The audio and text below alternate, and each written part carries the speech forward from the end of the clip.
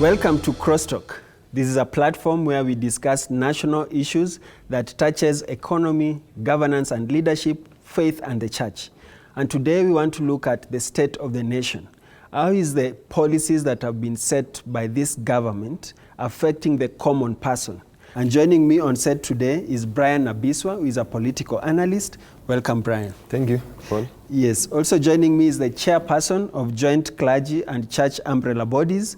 He's also the General Secretary of Alliance of Registered Churches in Kenya, Apostle Dr. Isaack Mwangi. Welcome, Apostle. Thank you very much.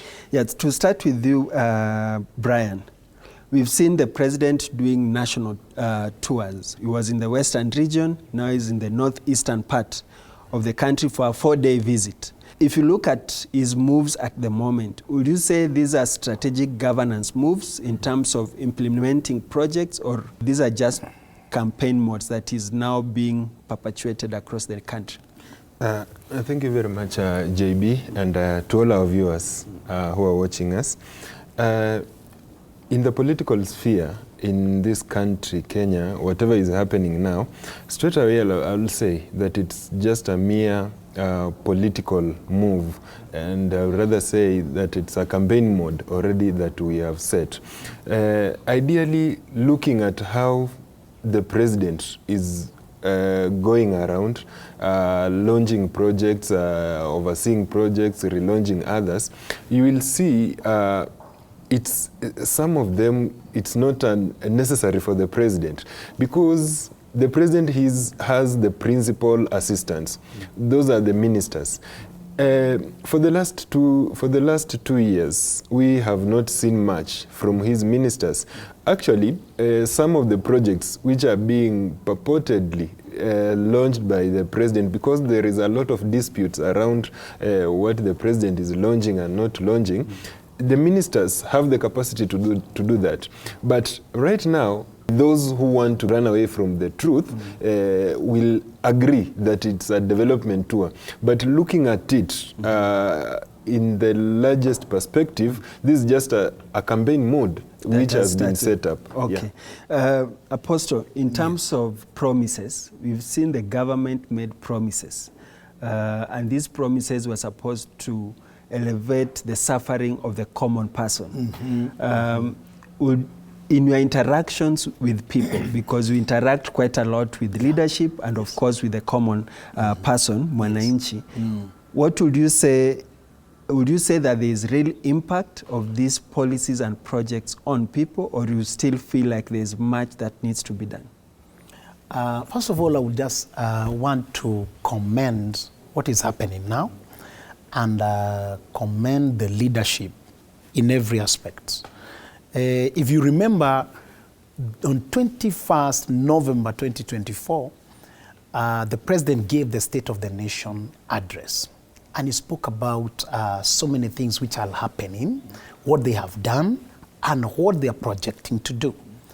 We heard about affordable houses, governance, about health matters and all that. So many things are not as the way they are supposed to be in the ground, because it's like right now is the time that they are starting their manifesto. They have been speaking about so many things. That's why you hear my brother Brian here saying that they are in a campaign mode. I don't believe that they should be at the campaign mood at a time like this, because right now we should be looking at development and not only going to see the projects which are done, but also ensuring that there are some projects that already are done in the last 2 years. Not only launching new, we should also be having and be seeing the projects that are finished. There are so many promises that have been given.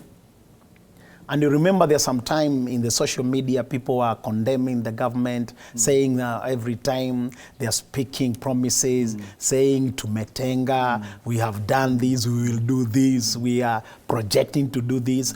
But now the real mwananchi, Wanjiko on the ground, is waiting to see the actualization of these promises. The manifesto of Kenya Kwanza was a very well laid down plan. Why is it that now in its implementation, It's like the only person doing some work is the presidency. The problem now we have much with our leadership is that sometimes they usually sit back and totally forget to do what they promised to the people. Now, looking at the government, the manifesto they gave, they dubbed it the plan. It was a well laid down document, very impressive, and it's a document which had given policies, which has proposed policies which will have taken this country to the next level. But you know what happened, Paul? When leaders get to power, sometimes they forget what they promised. They get corrupted. Actually, they say power corrupts. Yes. Some people That's drink true. Power. They get, you see, so they forget. Absolute power corrupts absolutely. Yes, very true. Yes. Now, the Kenya Kwanza government, when it came to power, they forgot the pillars on which they were elected. We have a country which has some groups which are underprivileged. Speak of the Mama Mboga, they promised us. Speak about the youths, which they promised us. Now you look at the Mama Mboga, the youth, the SMEs. These are the people who sits on the middle level in our economy. So these are the people when when they are given a platform through injecting funds on them, supporting them, they can boost this economy. So Kenya Kwanza really promised that. No, when they came to power, they totally focused on doing other things, and whatever they tried to implement looked not to be, simply not workable, not working. Is the involvement of church leadership in supporting the state, is it to build a collaborative environment to help the government propel its agenda to meet the common need of the people, or is it for self-interest of a section of the clergy? The church and state are separate. And you cannot, there is no church and state together, but we work together. We all deal with humanity. We all deal with the social life. Actually, ours as church, what we're supposed to do, we're supposed to be a prophetic voice and moral compass to the whole nation. And this means that we should speak truth to the power. But in this case, has the church spoken truth to power? Thank you. No, that's the point. We had a meeting with the president. I was in that meeting. And we brought all the leaders of the charismatic Pentecostal, NCCK, all of them. We met, we sat down with him. We spoke to him candidly on the ills that people feel in the ground there.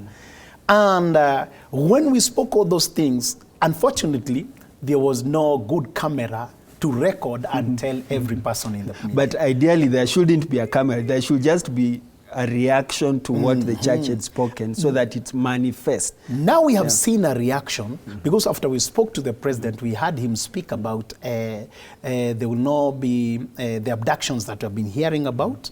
He clarified about the she and sha to us, and the NSSF, something that is going on there, and also gave us some things which are happening in other countries, and we saw that truly we have not been having reserve, even for workforce. What we have been doing, so many things are not okay.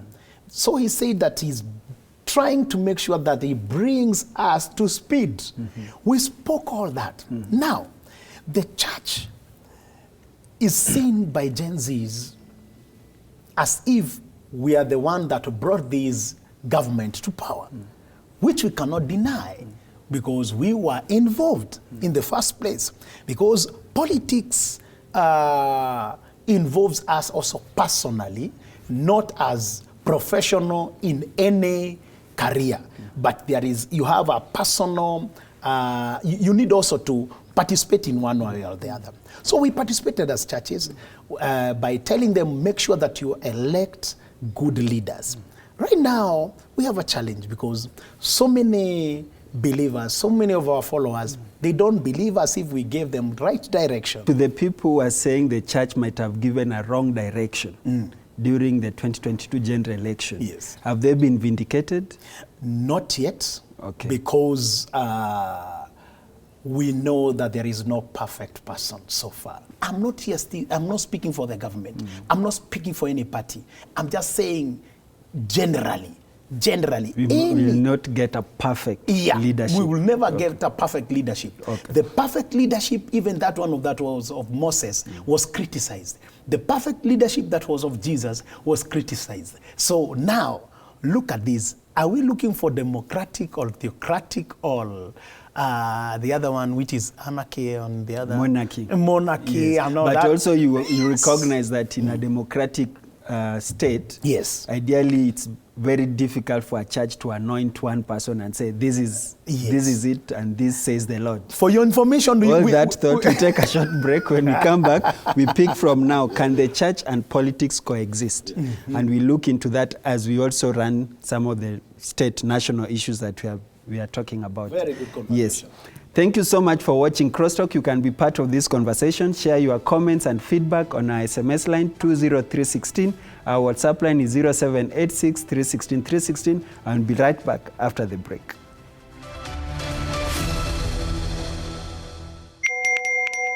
We are living in a lost and broken world, constantly bombarded by messages of hate and atrocities. But with God, we can overcome. Find hope and restoration on the go through life-changing shows on the Family Media app. And then you will lose yourself and gain the world. And Jesus said, what good is it? Get to stream Family TV and Family Radio 316 straight from your phone. Catch up on a show you missed or create video streaming playlists by saving and watching videos from our huge variety of shows at your own convenience. Download the Family Media app, available for all Android and iOS users on the Google Play Store and Apple Store respectively. Family Media, keeping Jesus on the airwaves. Welcome back to CrossTalk. We are still looking at the state of the nation, governance, leadership, and the church. And we have the best panel to discuss this. I'm joined by Brian Nabiswa, who is a political analyst, and also Apostle Dr. Isaack Mwangi, who is the chairperson of Joint Clergy and Church umbrella bodies. In terms of faith and politics, can these two coexist? Actually, these things goes together. And you remember even in the year 2022, you know, where Apostle left, me personally, I don't see any problem any problem for the church being part of giving this country a leader they wanted. And they have nothing to regret because they did their part. And at that time, millions of Kenyans believed that the church had taken the right direction in giving us the best leader. Actually, if we come in right now, you know, even in the Bible, they say, give to Caesar what belongs to Caesar. Yeah, and God what belongs to God. And leadership comes from God. It's the Bible which tells us so.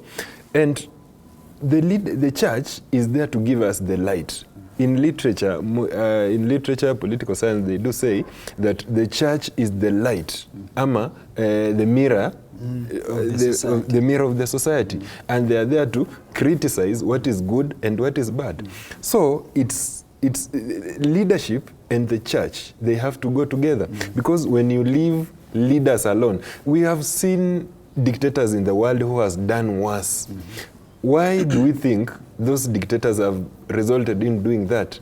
These people, they lacked the spiritual consent from the guidance but ideally, of God. It's supposed to be that those of faith who identify with faith, like our presidency, then should emulate Christian principles to guide them in their leadership and governance journey. If I may interject on the same before it goes on, what we have done as Christian, we embrace the person of Jesus, but we don't embrace the principles of Jesus. That's where we are. There are principles and person. That's why you hear people, they're saying, I'm born again, I love Jesus. But do you have Christ-like characters So as a leader? Thank you, Apostle. I'm inspired. So, actually for me to get faith is to direct me to do what is correct and what is right. Why is it so difficult to do what is right in this country? Because even now as we speak, as much as we've been talking about abductions, the president is in the northeastern part of this country where 5 chiefs were kidnapped.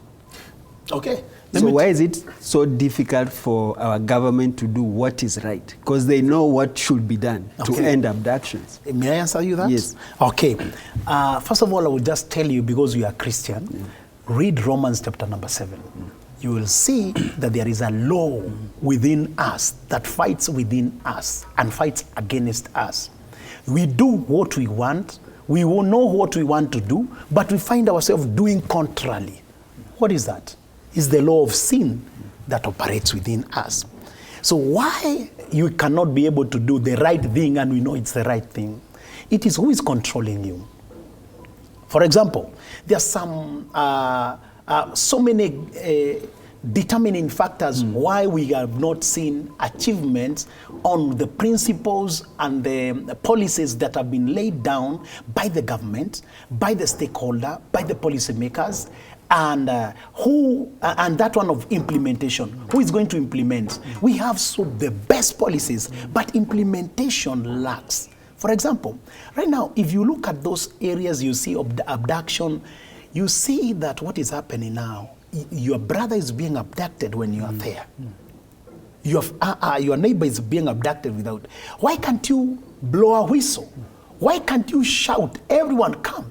Even those people, even if they have guns, they will say that why they are doing this. For example, the northeastern, you will just find out that the people that have been doing those atrocities, they live within the neighborhood. They live together with them. They know them. They know where, they know their hideouts. So many of them, they don't want to say it because they are fearing how to do it.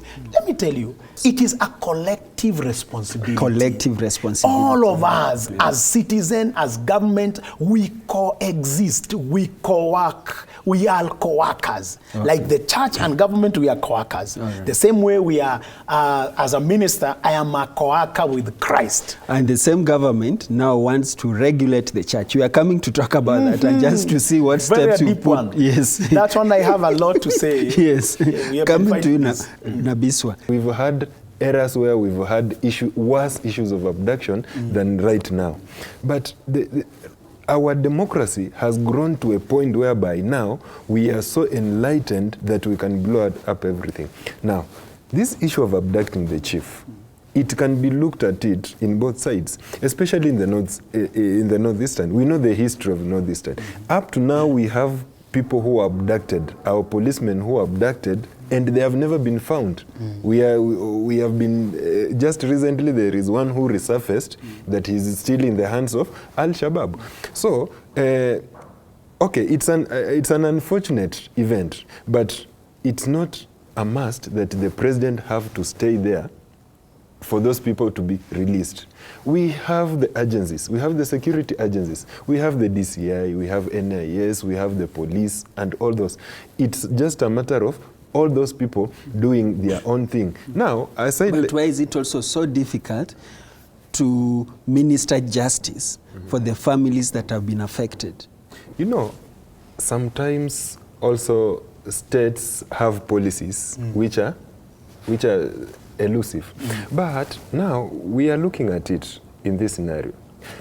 You see, we have seen government officials sometimes making sentiments which may look reckless, that some people are abducting themselves and you see, resurfacing. And resurfacing thereafter, maybe okay, there is a leader who said in a manner whereby they're creating content, someone wants to gain fame, you'll get lost. Like just a boy who disappeared a few days, and then he says that I found myself on the road I went for, Disco Matanga. The abductions which are happening now, sometimes we have to look at the cause reason of why these abductions are going on. So we need to get to the root cause. To the root cause of these abductions. Yes. All right.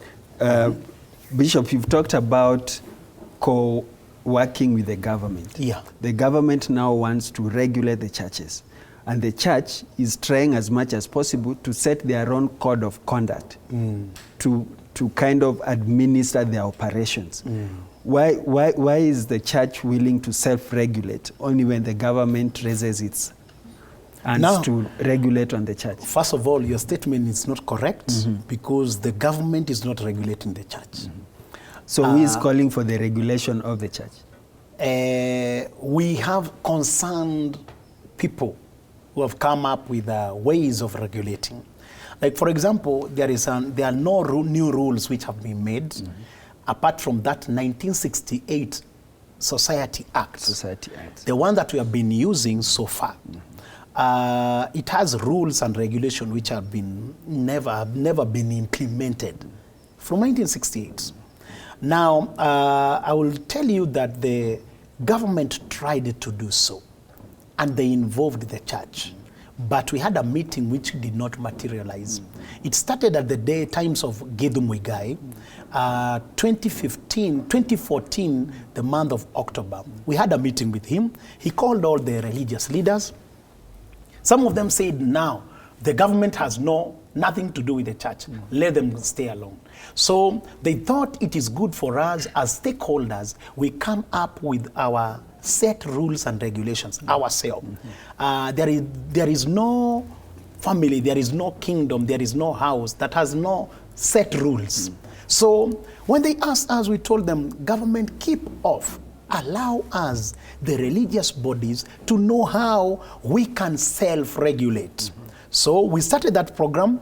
2018, there was a bill, but it did not materialize. And then 2023, there was another bill that was done by Mongatana and the team for Shakahola. They did that, 2023, 2024. But now we sat down with Mongatana, and he said that if you church will say that you're going to come up with your own, then we will shelf this one, remove it, and then act and do a new one. Right now we are in the verge of coming up with our own. There was a task force that was appointed by the president to go about and do the Shakahola, find out and all that. And they also proposed a regulation, I proposed a bill, and that bill was just only with the president, and they gave their policies, they gave also their report, and then they brought it to us. When we saw it, it was very good. We saw it has a very good framework. Then we said there are some things that we need to add before we enact it to be a law or an act of parliament. Right now, we are in verge of coming up with one. So the policies that we are coming up with are the one that are going to bring the formulation of the new self-regulation based on, we can say, guidelines.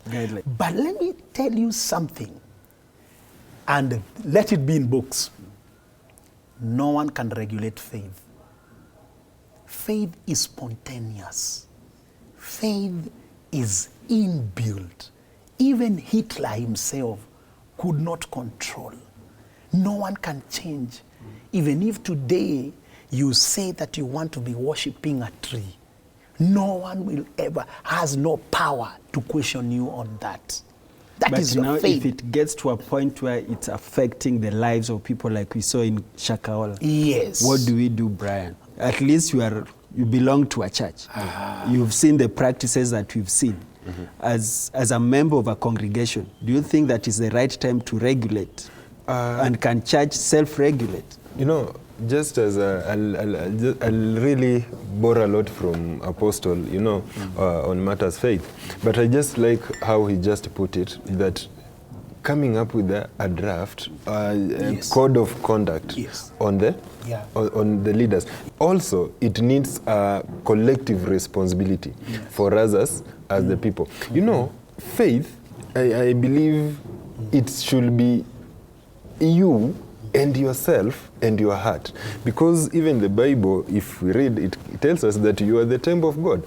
Now, when it calls for collective responsibility, it is now my responsibility for me to also see if my church, my faith, or my personal faith is affecting someone else or is doing something right. As we bring this to a close, maybe just looking at where we are as a nation and just summarizing what we've spoken about today, where would you say you want to see Kenya in the next 3 years that is left of this government, just as a closing remarks? Okay, that's a very difficult question because I want to see that 2030 vision accomplished by that time. Because there we are speaking about 2027, and there's so many projects that were there. There are millennial goals, set goals and all that.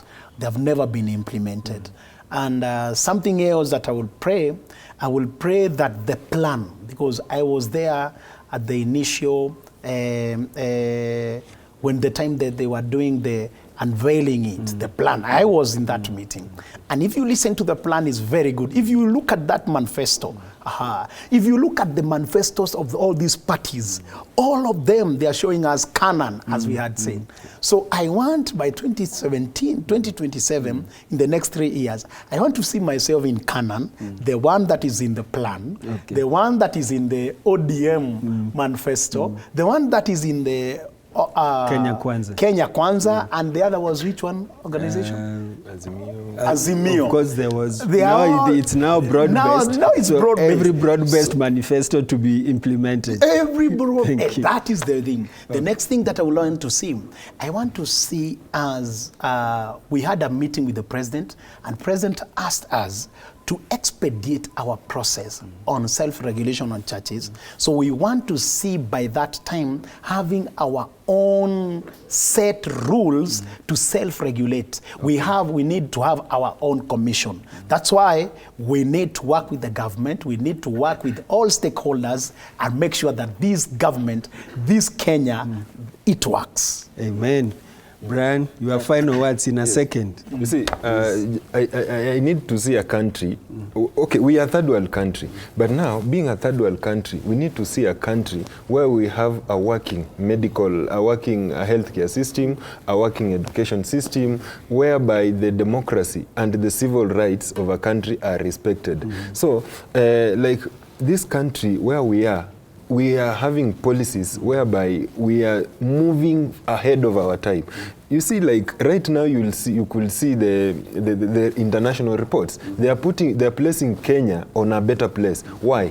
You know, for an economy to develop, we have both the external and internal factor. You know, Kenya, we are so much concentrating on how to renovate our external factors so much. That's why IMF and World Bank and also will praise Kenya as a growing economy. But internally, we have issues which are still pinching us, which needs to be worked on, like working health system. By the way, share is not bad.